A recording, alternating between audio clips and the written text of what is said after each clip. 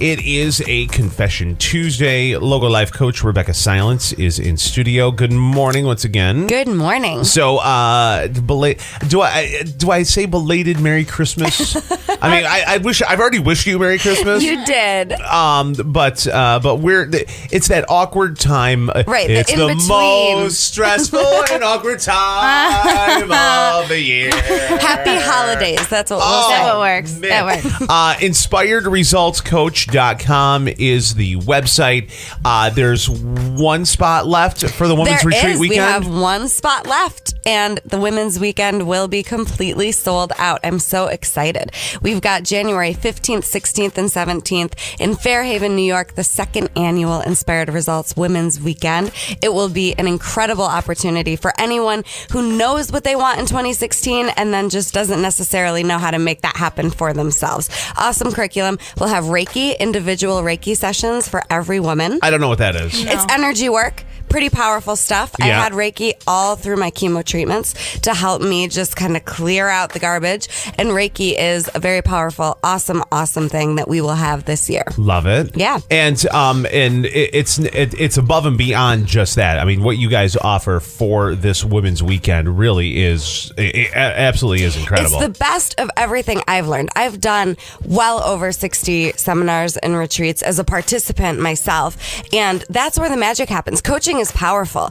And then all of what you know intellectually gets integrated in the seminar space. So basically, I've bottom lined the best of everything I've learned into this curriculum. And then after my year of cancer and having a new baby, I definitely had a lot of time to think and write some new stuff. So that'll all be included. You'll get a workbook and a powerful toolkit that you can use for the rest of your life to create whatever inspired result you're looking for. Think about this. Think about this woman right here, Liz.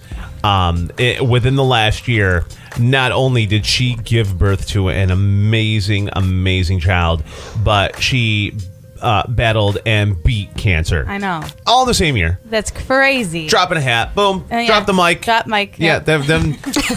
No, Very but impressed. absolutely an inspiration. And the fact that you can take your journey, I mean, you've been affecting lives in a positive way for years and years. But the fact that you can integrate what you've went through over this past year and integrate that even more into what you do, not only whether it be in individual sessions with individuals or couples or families or corporate speaking events or this Women's Weekend. It really, nothing can come to you that can shock you anymore. This is true. You know, you've either been there, done that, bought the T-shirt. In fact, you probably took a reunion tour a couple times. You know what I'm saying? You know, you've seen and been through. Literally, you've seen and been through it all. And come out the other side an amazing person. So, you know, people is like, oh, she can't. No words can. Oh, yes, absolutely.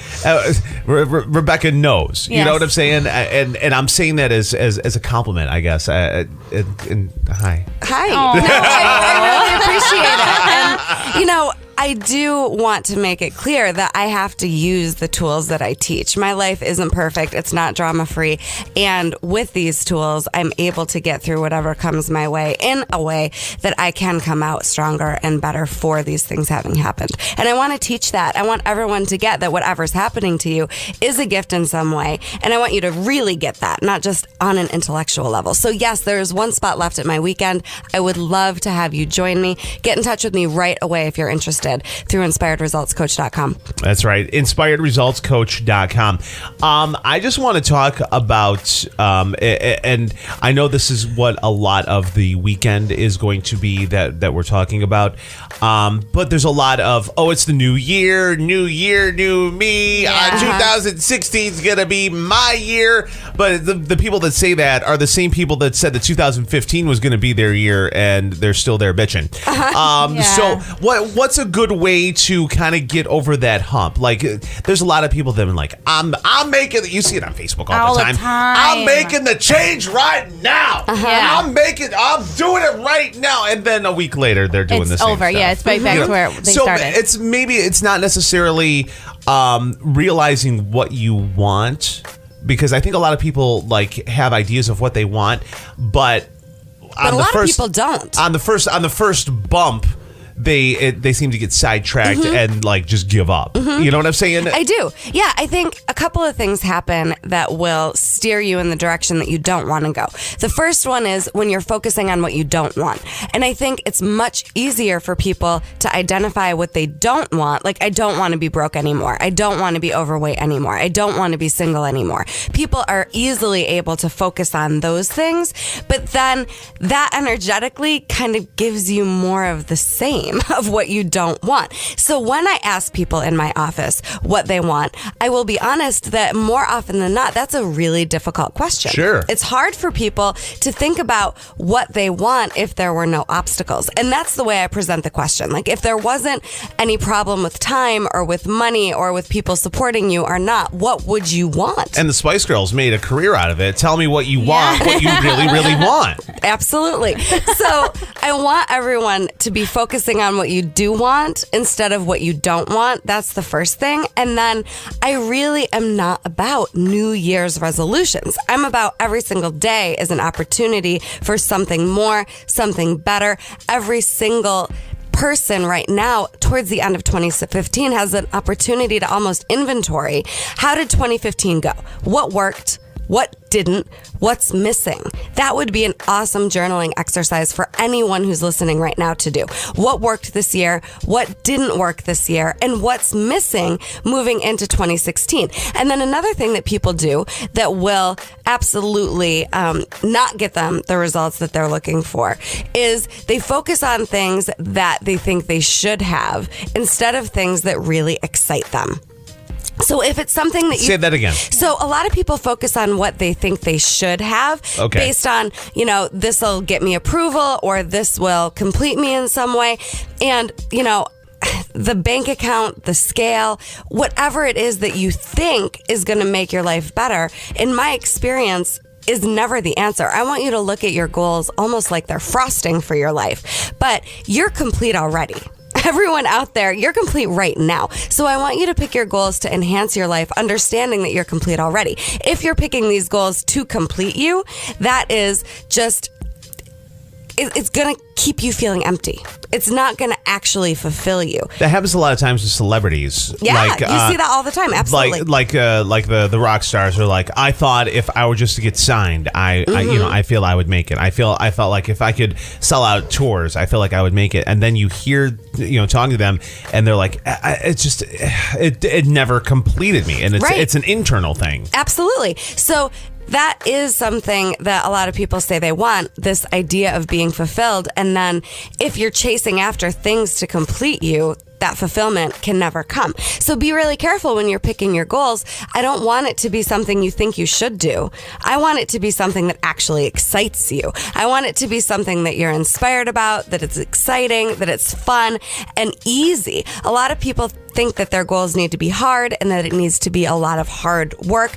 Action, action, action. I will give you a little quick tip in terms of a formula that I've used to create goals in my life. A man by the name of Eric Plattenberg created this formula, and he calls it the anatomy of results. Hot tip right now. Everyone should turn up your radio. So Eric Plattenberg, talks about the anatomy of results in 3 steps. So the first one is to actually get really clear on what your intention is, or a goal, right? I call goals intentions. So your intention is 40% of you getting the actual result. So being clear about what you want, focusing on what you do want, not what you don't want, making it, almost saying it in the present tense. That is the best way to set an intention. You're saying it like you already have it. Okay. That's 40%. That's it. Right? So there's 60% more of your goal that is waiting for you.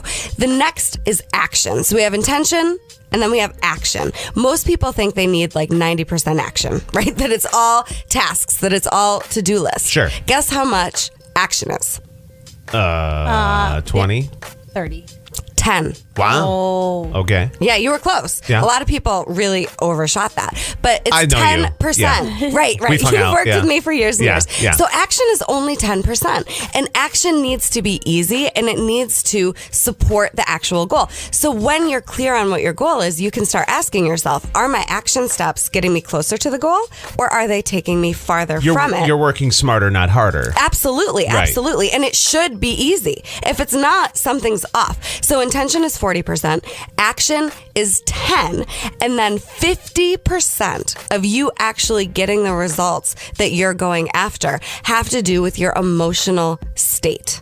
Wow. 50%. So if you're in a dark place, if you're in fear, if you're in like hopelessness, you're not going to be able to get the goal. You're not gonna get Doesn't there. matter how much action you have, Right. how perfect the intention is. If emotionally you're in a low state, you're going to struggle. If you're in a state of excitement and gratitude, it's easy, it flows, and you get the result. So just some food for thought.